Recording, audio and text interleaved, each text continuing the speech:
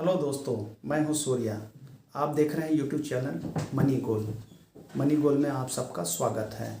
जैसे ही आप stock market में कदम रखेंगे आपको small cap, large cap, mid cap के टर्म सुनने को मिलेगा। क्या होता है large cap, small cap and mid cap. Small cap stock और स्मॉल कैप म्यूचुअल फंड में इन्वेस्ट करने में कितना रिस्क है और कितना रिटर्न आता है, जानने के लिए देखिए वीडियो अंत तक। स्मॉल कैप, मिड कैप में कॉमन टर्म है कैप। कैप का मतलब है मार्केट कैपिटलाइजेशन। मार्केट कैपिटलाइजेशन निकाला जाता है शेयर प्राइस और नंबर ऑफ शेयर इशूड से।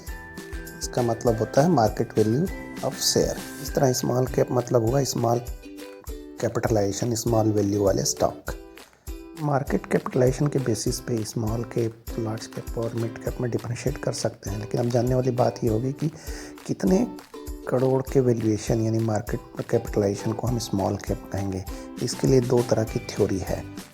पहली थ्योरी के हिसाब से इन जनरल 1 करोड़ से लेकर 5000 करोड़ तक के मार्केट कैपिटलाइजेशन वाली कंपनी को हम स्मॉल कैप कहते हैं, और 5000 से 20000 करोड़ के मार्केट कैपिटलाइजेशन वाले को मिड कैप, और 20000 से ऊपर वैल्यूएशन वाली यानी मार्केट कैपिटलाइजेशन वाली कंपनी को लार्ज कैप कहते हैं।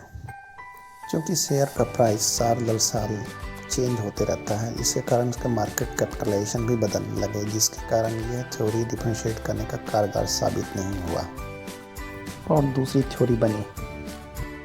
दूसरा परिभाषा सेबी ने दिया। अगर हम मार्केट कैपिटलाइजेशन के हिसाब से मार्केट में लिस्टेड 5000 शेयर को मार्केट कैपिटलाइजेशन के अनुसार घटते क्रम में लगाएं, तो सेबी के अनुसार टॉप 100 की मार्केट कैपिटलाइजेशन वाली कंपनी लार्ज कैप कहलाएगी।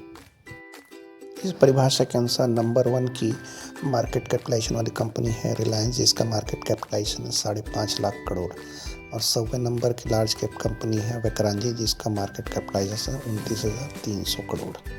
सेबी के अनुसार मार्केट कैपिटलाइजेशन की लिस्ट में से 101 नंबर से लेकर 250 नंबर तक की कंपनी मिड कैप कहलाएगी। मिड कैप कंपनी के टॉप पे है कोलगेट पामोलिव, जिसका मार्केट कैपिटलाइजेशन 28,250, और सबसे लास्ट पे है मन्नापुरम फाइनेंस, जिसकी मार्केट कैपिटलाइजेशन 8,540। सेबी के अनुसार लिस्ट के 291 कंपनी के बाद से लेकर अंत तक की सारी कंपनी स्मॉल कैप कहलाएगी। इस सीरीज़ में इस लिस्ट में सबसे टॉप पे है वी-गार्ड, जिसका मार्केट कैपिटलाइजेशन है 8,540। कंपनी का शेयर प्राइस बढ़ेगा तो मार्केट कैपिटलाइजेशन भी बढ़ेगा। इस तरह से लिस्ट में जो सीक्वेंस है वो ऊपर नीचे हो सकता है कि small company mid cap company बन सकती है, लार्ज कैप कंपनी भी बन सकती है। म्यूचुअल फंड भी है अपनी large cap, small cap fund में इन्वेस्टमेंट इस लिस्ट के अकॉर्डिंग करती है। इस लिस्ट को हम NSE की वेबसाइट में निफ्टी 100 में top 100 company of large cap देख सकते हैं, और निफ्टी 150 स्मॉल मिड कैप में 150 मिड कैप कंपनी को देख सकते हैं। निफ्टी स्मॉल कैप 250 में हम 251 से लेकर 500 लिस्ट कंपनी को देख सकते हैं मार्केट कैपिटलाइजेशन के अकॉर्डिंगली।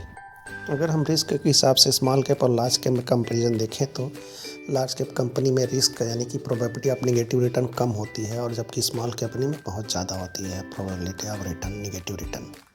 अगर हम रिवॉर्ड यानी कि रिटर्न के हिसाब से कंपैरिजन देखें तो large company already establish company होती है, इसलिए इसको ईयर ऑन ईयर ज़्यादा ग्रोथ की संभावना कम होती है, जबकि स्मॉल कैप कंपनी में बहुत पोटेंशियल होता है ग्रो करने का और हाई रिटर्न जनरेट करने का। लिक्विडिटी के हिसाब से देखें कि लार्ज कैप कंपनी का डिमांड मार्केट में ज़्यादा होता है, इसलिए लिक्विडिटी हाई होती है, जबकि स्मॉल कैप कंपनी में लिक्विडिटी लो होती है। आपको अर्जेंट ज़रूरत पड़े तो आप इसको सेल करके निकल नहीं सकते, उनको वेट करना पड़ेगा अच्छे रेट के लिए। इस तरह रिस्क, रिवार्ड और लिक्विडिटी के आधार पर फंड सेलेक्ट कर सकते हैं और इन्वेस्ट कर सकते हैं, या तो डायरेक्ट मार्केट में या म्यूचुअल फंड में। अगर आप डायरेक्ट मार्केट में इन्वेस्ट करना चाहते हैं और अभी तक अपना कोई डीमैट अकाउंट नहीं खुलवाया है तो दिए हुए लिंक से आप डीमैट अकाउंट खुलवा सकते हैं या म्यूचुअल फंड में डायरेक्टली इन्वेस्ट कर सकते हैं। अगर आपको वीडियो अच्छा लगे तो लाइक करें, सब्सक्राइब करें। अगर आपको कंटेंट में कोई कमी लगी या किसी और टॉपिक पे वीडियो चाहते हैं तो अपना फीडबैक ज़रूर दें।